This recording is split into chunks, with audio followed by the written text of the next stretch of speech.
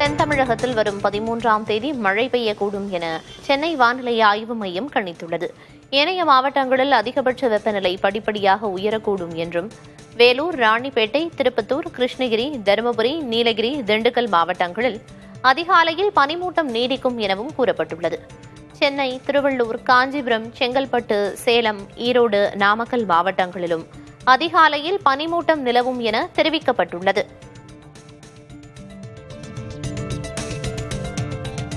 வங்கக்கடல் பகுதிகளுக்கு மீனவர்கள் 2 நாட்கள் செல்ல வேண்டாம் என வானிலை ஆய்வு மையம் எச்சரித்துள்ளது. தென்கிழக்கு வங்கக்கடலின் சில பகுதிகள், அதையொட்டிய தென்மேற்கு வங்கக்கடல் பகுதிகள் மற்றும் அதையொட்டிய இந்திய பெருங்கடலின் கிழக்கு பகுதிகளில் புதன்கிழமை சூறைக்காற்று மணிக்கு 35 முதல் 45 கிலோமீட்டர் வேகத்திலும் இடையிடையே 55 கிலோமீட்டர் வேகத்திலும் வீசக்கூடும் என தெரிவிக்கப்பட்டுள்ளது. வரும் 12ஆம் தேதி தென்மேற்கு வங்கக்கடலின் சில பகுதிகள் மற்றும் அதையொட்டிய இந்திய பெருங்கடலின் கிழக்கு பகுதிகளில் 35 முதல் 45 கிலோமீட்டர் வேகத்திலும் இடையிடையே 55 கிலோமீட்டர் வேகத்திலும் சூறைக்காற்று வீசும் என எச்சரிக்கப்பட்டுள்ளது. கனடாவில் உள்ள ஈரி என்ற புகழ்பெற்ற ஏரி கடும் குளிர் காரணமாக உறைந்து காணப்படுகிறது.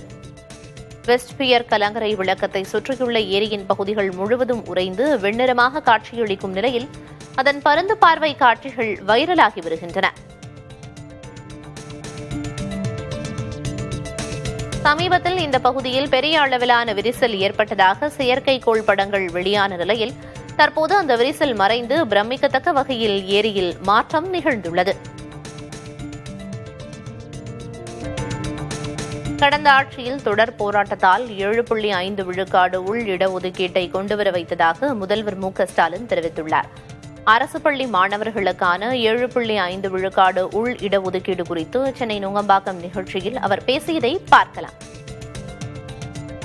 போன ஆட்சியில மருத்துவ படிப்பில் மட்டும் அரசு பள்ளி மாணவர்களுக்கு 7.5% இடஒதுக்கீடு கொண்டு வந்தாங்க.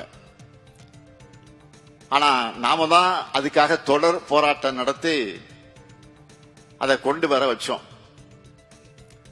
இப்ப நாம ஆட்சிக்கு வந்து என்ஜினியரிங், அக்ரி, சட்டம், கால்நடை மருத்துவம் உள்ளிட்ட படிப்புகளையும் அரசு பள்ளி மாணவர்களுக்கு 7.5 விழுக்காடு இடஒதுக்கீட்டை கொண்டு வந்தோம். மருத்துவ படிப்பில் அரசு பள்ளி மாணவர்களுக்கு 7.5 விழுக்காடு உள் இடஒதுக்கீட்டை திமுக அழுத்தத்தால் கொண்டு வந்தது போன்ற ஒரு பொய்யை முதல்வர் மு.க.ஸ்டாலின் கட்டமைத்திருப்பதாக அதிமுக பொதுச் செயலர் எடப்பாடி கே. பழனிசாமி தெரிவித்துள்ளார். சத்துணவு திட்டம் என்றால் எம்ஜிஆர், தொட்டில் குழந்தை திட்டம் என்றால் ஜெயலலிதா என தெரிவித்துள்ள அவர் 7.5 விழுக்காடு உள் இடஒதுக்கீடு என்றால் தமது தலைமையிலான அதிமுக அரசு என்றும் குறிப்பிட்டுள்ளார். பொய் சொல்வதையே முதல்வர் வாடிக்கையாக கொண்டிருப்பதாகவும், பொய்யாலும் விளம்பரத்தாலும் உயர்ந்தோர் வாழ்க்கை நிலைக்காது என்றும் எடப்பாடி கே. பழனிசாமி தெரிவித்துள்ளார். அதிமுகவை நம்பி சிலரும் பாஜகவை நம்பி சிலரும் கூட்டணிக்கு வருவதாகவும், தங்களிடம் அன்பாக இருப்பவர்களிடம் பேசுவதாகவும் அதிமுக முன்னாள் அமைச்சர் திண்டுக்கல் சீனிவாசன் கூறியுள்ளார். திண்டுக்கல்லில் செய்தியாளர்களை சந்தித்த அவர் தேமுதிகவுடன் பாஜகவின் தேசிய தலைமை பேச்சுவார்த்தை நடத்தி வருவதாகவும், யார் சமைத்தால் என்ன, சாப்பாடு கூட்டு நம் இலைக்கு வந்தால் சரி என்றும் கூறினார்.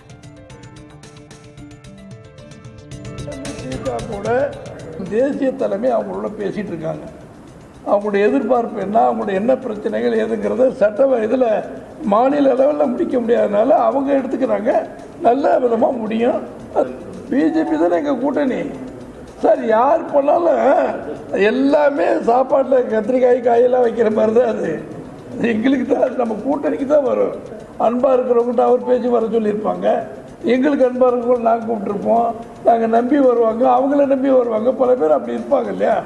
அதனால் அவர் பிஜேபி கூட்டினாலும் எங்கள் கூட்டணிக்கு தான், தேசிய ஜனநாயக கூட்டணி சொல்லி அதிமுக தலைமையிலேங்கிற எங்கள் கூட்டணிக்கு தான்.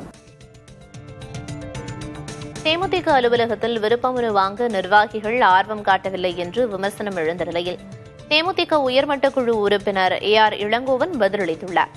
புதிய தலைமுறையிடம் பேசிய அவர், அஷ்டமி தினம் என்பதால் நேற்று விருப்பமனுக்களை பெரும்பாலானோர் வாங்கவில்லை என்றும், இன்று நவமி என்றாலும் 200 முதல் 250 விருப்ப மனுக்கள் வாங்கப்பட்டுள்ளன என்றும் கூறினார். இந்து முறைப்படி அந்த நாள் கிழமையெல்லாம் பார்த்து தான் வாங்குவோம். நேற்றுக்கு அஷ்டமினால வாங்கலை, இன்றைக்கி நவமி. இருந்தாலும் கூட எல்லா தொண்டர்களும் இன்றைக்கி வந்து வாங்கினாங்க. இன்றைக்கி ஏறக்குறை பார்த்திங்கன்னா எனக்கு தெரிஞ்சு வரலும் இன்றைக்கி காலையிலேருந்து எப்படி ஒரு 200-250 மனுக்களுக்கு மேலே இன்றைக்கி வந்து போயிருக்கு, வாங்கியிருக்கோம்.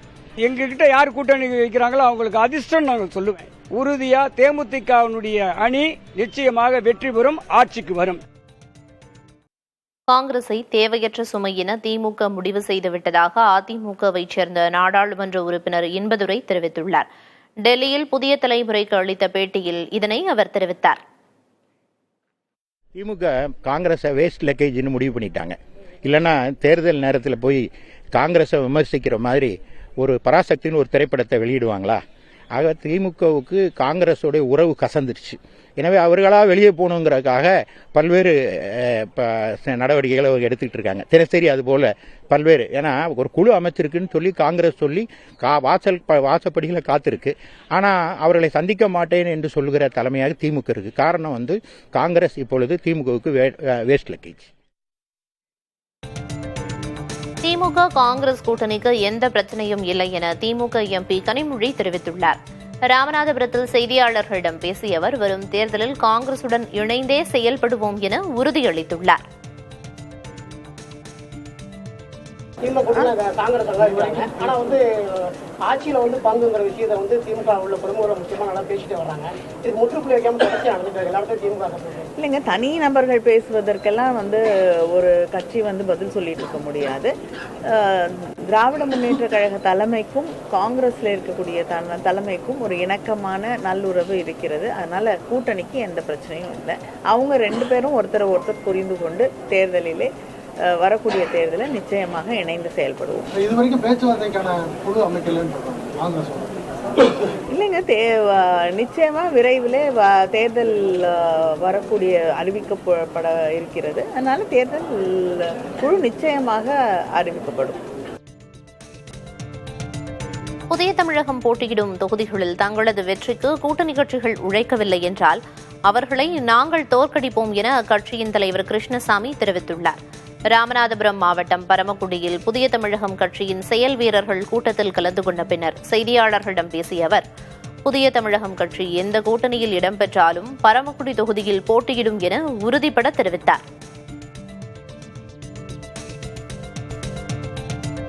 அமெரிக்காவில் தேர்தலின் போது வாக்களிக்க குடியுரிமை சான்று கட்டாயம் என அந்நாட்டு அதிபர் டொனால்டு ட்ரம்ப் தெரிவித்துள்ளார். இந்த அறிவிப்பின்படி இனி வாக்காளர் பதிவின் போது பாஸ்போர்ட் அல்லது பிறப்புச் சான்று போன்ற அதிகாரப்பூர்வ ஆவணங்களை சமர்ப்பிப்பது அவசியமாக்கப்பட்டுள்ளது.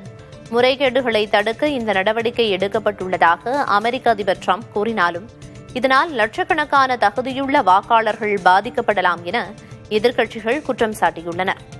தபால் வாக்குமுறைக்கும் கடும் கட்டுப்பாடுகள் விதிக்கப்பட்டிருப்பதால் இந்த நடவடிக்கை பேசுபொருளாகியுள்ளது. சென்னை வேப்பேரியில் இந்து சமய அறநிலையத்துறை சார்பில் நடைபெற்ற விழாவில் 70 வயது பூர்த்தியடைந்த 500 மூத்த தம்பதியினருக்கு முதல்வர் மு.க.ஸ்டாலின் நேரில் சிறப்பு செய்தார். சட்டமன்ற அறிவிப்பின்படி மாநிலம் முழுவதும் 2000 தம்பதியினருக்கு சிறப்பு செய்யும் திட்டத்தின் 2ஆம் கட்டமாக இந்த விழா நடைபெற்றது. இதில் பங்கேற்ற தம்பதியினருக்கு பட்டு வஸ்திரங்கள், மங்கள பொருட்கள் மற்றும் சுவாமி படங்கள் வழங்கப்பட்டன. இவ்விழாவில் அமைச்சர்கள் மேயர் பிரியா உள்ளிட்டோர் பங்கேற்றனர். தொடர்ந்து கொளத்தூர் காவல்துறை ஆணையர் அலுவலகம், பெரவள்ளூர் காவல் நிலைய கட்டிடத்தை முதல்வர் திறந்து வைத்தார்.